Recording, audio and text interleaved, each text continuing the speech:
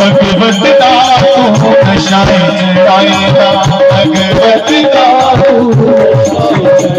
कोई बात, भगवत का तू नशाए चढ़ाएगा, भगवत का तू नशाए चढ़ाएगा।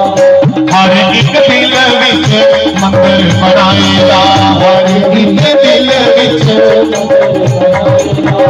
हर एक दिल विच मंदिर बनाएगा, हर एक दिल विच मंदिर बनाएगा। कोई साडे घर विच फेरा पाई जाओ जी, साडे घर विच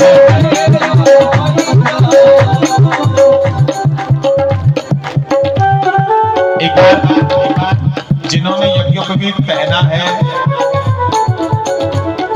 सब उनको बैठे बैठे संयम का आशीर्वाद देंगे कि आपका जीवन में संयम बना रहे। और ये दंड लिया इन्होंने, दंड थाजी पकड़े था ना, दंड, ये दंड पकड़ा है इसलिए कि हम दंड की तरह गुरु के चरणों में गिरना जानते हैं। उठाएगा तो गुरु ही हो, हमें तो खाली गुरु के चरणों में गिरना है। और आज से इनका ये नियम रहेगा, ये कुछ भी ऐसा नहीं बोलेंगे जिससे समाज को कष्ट हो। ऐसा सच भी नहीं बोलना। कोई काना हो उसे आखना हो काने तो गलत है। तो सच भी बोलना है और सच से भी मधुर सत्य बोलना है।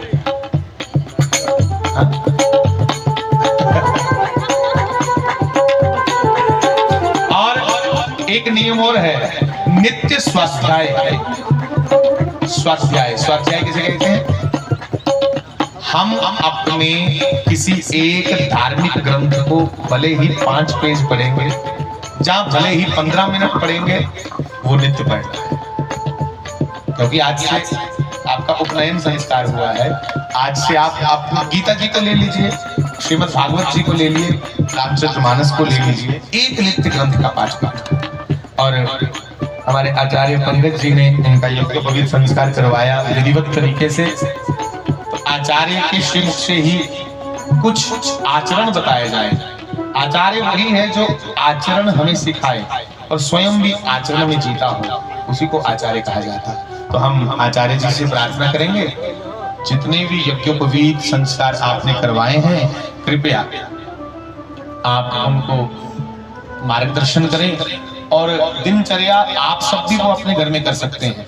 और अभी सुहाजना में भी यहाँ से जाके यज्ञोपवीत संस्कार होंगे, जिन्होंने यहाँ नहीं किए, जो जिनके बच्चे नहीं आ पाए, इच्छा है वो सुहाजना में करवा लीजिएगा। सुहाजना में तो कोशिश करेंगे हर 3-4 महीने बाद जब अच्छा मुहूर्त हो तब यज्ञोपवीत करवाया करेंगे।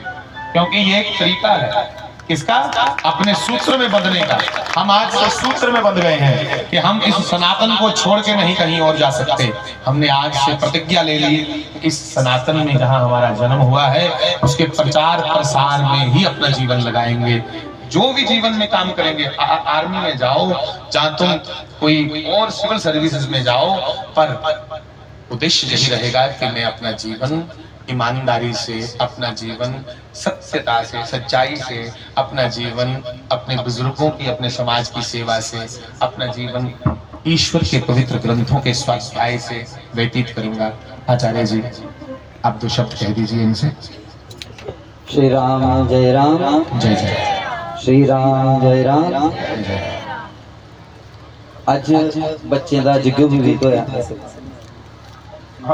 हाँ बाहर से आए। आज बच्चों का यज्ञोपवीत संस्कार हुआ। तो इस यज्ञोपवीत संस्कार में हमारे समाज के सभी वर्ग जो हैं वो इसको धारण करते थे।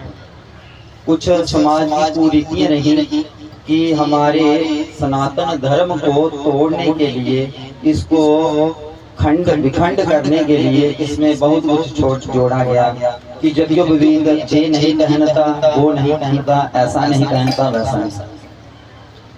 यज्ञोपवीत हर एक इंसान जो है वो डालता है, चाहे वो स्त्री हो या वो पुरुष हो।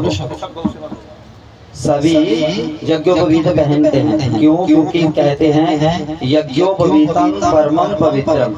रिपीट करो। प्रजापति यत् सहजम पुरस्तात्। प्रजापति मतलब कि ब्रह्मा ने हमको ये यज्ञोपवीत जो है बहुत पहले से ही दे दिया है। और जब हम अपने माँ के गर्भ में रहते हैं तो जो माता का नाड़ू जिसको बोलते हैं वो हमारे लेफ्ट वाले कंधे से होकर नाभि से और माता के शरीर से जुड़ा हुआ होता है। उस तंतु में 3 नाड़ियां रहती हैं, ईड़ा, पिंगला और सुषुम्ना। और वो तीनों नाड़ियों के रूप में ही हम 3 धागों को धारण करते हैं। और ये तीनों धागे जो हैं, एक हमारे पितृ, एक हमारे जो हैं देवता और एक हमारे ऋषि, इनका ऋण बताते हैं। जैसे ही हम जन्म लेते हैं, जन्म लेते ही अगर हम अपने पिता की प्रॉपर्टी के हिस्सेदार रहते हैं तो उनके पापों के भी हिस्सेदार रहेंगे। ये यज्ञोपवीत हमें यही बताता है। और यज्ञोपवीत हमें नियम में ढालता है, हमें कैसे रहना है, कैसे उठना है, कैसे चलना है, कहाँ पर किस तरह से बोलना है। ये हमें गुरु उसकी दीक्षा देता है। जैसे महाराज जी ने बोला कि दंड हमें ये बार बार बताता है, हाथ में पकड़ा है कि दंडेन सर्वम साध्य। अगर दंड ना हो तो कोई भी व्यवस्था अच्छे से नहीं चलती। हमको पता है चोरी करेंगे तो हमें दंड मिलेगा, वो हमारे हाथ में है। झूठ बोलेंगे दंड मिलेगा। लेकिन वो गुरु सिखाता है कि कहाँ पर किस तरह से चलना है। दंड जो है अगर ना हो तो कोई भी व्यवस्था समाज नहीं चलता, इसलिए दंड देते हैं। उपनयन संस्कार में एक एक चीज जो है उसका बहुत महत्व है।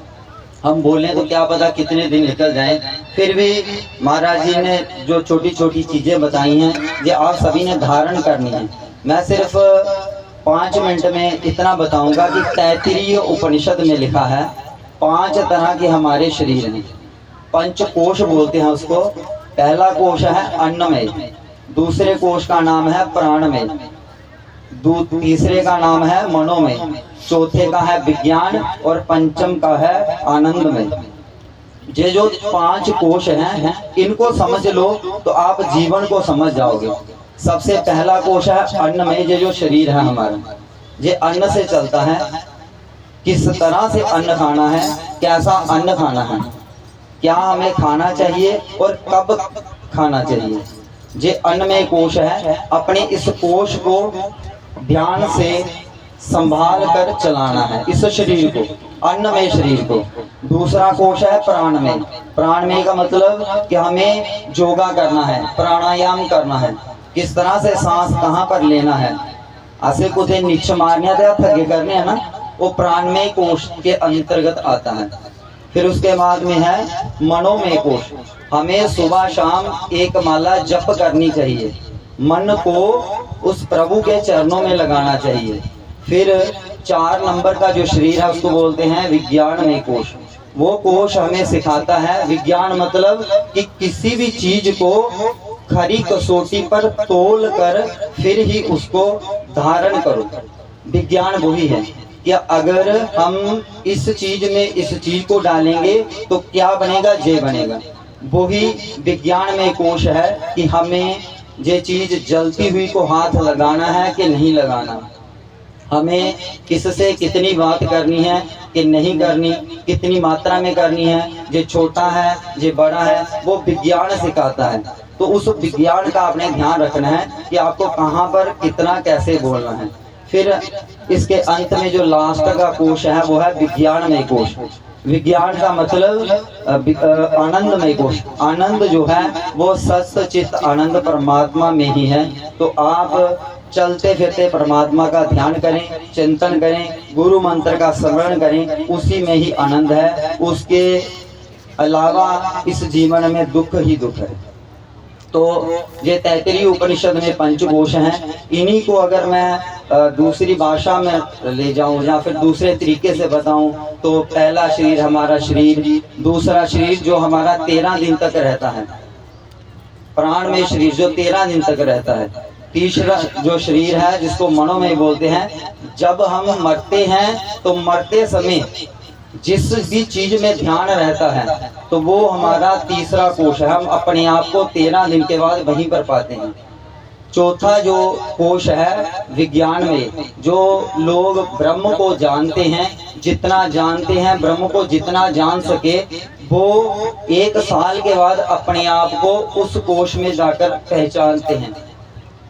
जितना उसने तप किया होगा, जितना उसने ब्रह्मा को जाना होगा या ब्रह्म को जाना होगा, वो 1 साल के बाद जब उसकी 11 दिन की यात्रा पूरी होगी तो वो अपने आप को वहां पर पाएगा। 11 दिन मतलब 11 महीने, 13 दिन पहले ते 15 दिन बाद आले छोड़िए तो 1 साल हो जाएगा, जिसे बोल दे 1 साल बार की।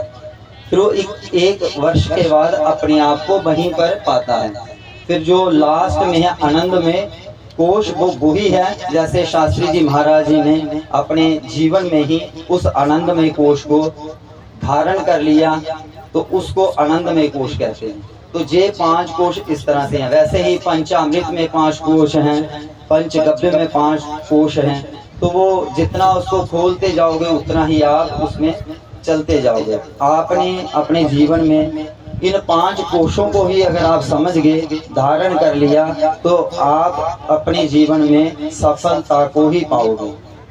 जो भगवान का नाम लेता है, जो ईश्वर का नाम लेता है, वो कभी भी असत्य के मार्ग पर नहीं चलता।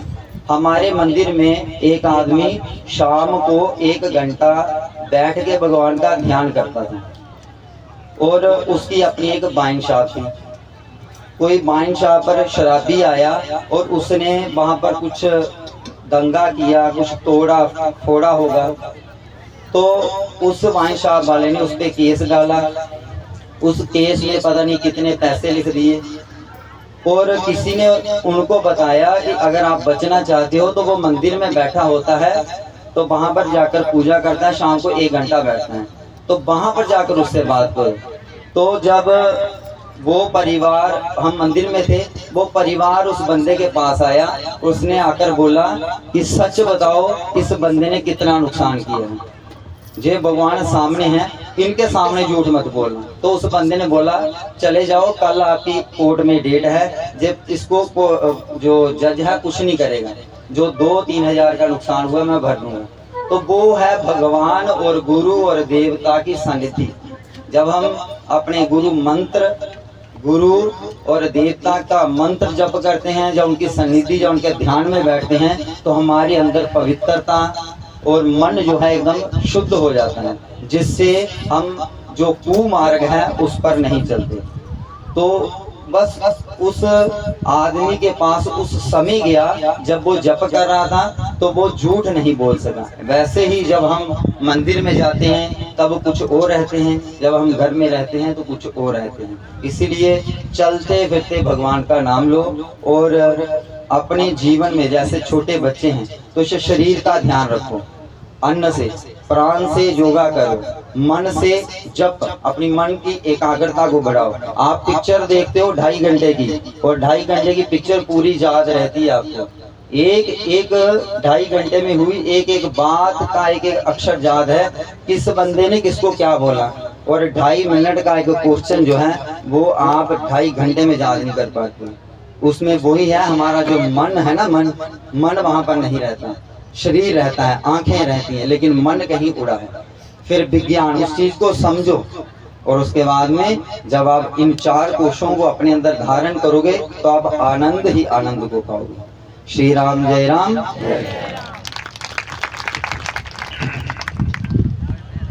ये सारे आचार्य पंकज जी जिहड़े समाधि भी आचार्य दे काम गिनी बनते हैं, यज्ञ दे विच आचार्य ये करते हैं। और मैंने की प्रार्थना की ही आने को पहले कि तुसें यज्ञोपवीत संस्कार कुछ बच्चे ने, जिन्हें बच्चे हुई है इतने आने को 2 दिन पहले विचार आया। 2 दिन पहले आपको हमने प्रार्थना की। 2 दिन पहले विचार इसलिए आया कि हरिद्वार जाना है तो बच्चों को याद रहेगा कि वहां जाके हम कुछ विशेष एक यज्ञोपवीत धारण करके आए हैं, माँ गंगा की गोद में बैठ के। तो बहुत सुंदर आचार्य जी ने थोड़े शब्दों में यज्ञोपवीत की विधि को कहा, तो अब मैं ये भी कहूंगा आपसे कि लंगर भाई उत्थे भी बनेगा जे ते इत्थे भी बनेगा। सत्संग जिहड़ा है वो चलना है लगभग 7 बजे तक लगातार ये चलना कि तुसीं विच विच जिवें 10 खाई आए फिर गई फिर अगले 10 चलिए ताकि पंडाल भी नहीं खाली होए। और ओदे विच 7 बजे असें शास्त्री जी महाराज का विशेष स्नान गंगा जी करवान जाना, गंगा माता का स्नान महाराज जी की करवान जाना विशेष जिहड़ा बैसाखी या पादुका स्नान करवाने। ये पादुका महाराज जी का स्वरूप है, तो महाराज जी के पादुकाओं के पीछे पीछे हम सब चलेंगे। और एक प्रार्थना, जहां कम जल रहेगा वहां माताएं रहेंगी, जहां थोड़ा ज्यादा जल है पुरुष भी ज्यादा जल में नहीं जाएंगे। गोडे गोडे पानियों का पुथे रोना सारे आगे नहीं जाना माता। और गोरखा भी रस्सी